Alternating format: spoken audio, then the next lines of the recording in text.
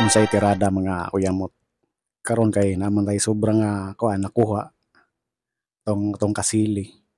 Lahi na pod nga recipe atong tirahon karon. Ato na pod ning adobohon kay sige naman lang taggata. Mo na atong mga lamas nga atong isagol sa atong adobong kasili or igat sa Tagalog. Unya kay nainit naman atong kalaha, dako kay ni nga kalaha. Ito naggisahon ng lamas. Usaha na naggisa para kaisa ray agi ba. Nya pagkainit sa lamas, naluto naman ang mga lamas, atong gilunod ang kasili. Nya atong gipakupsan ba para maayo gyud pagkaluto, mawala ang lansa mga uyamot.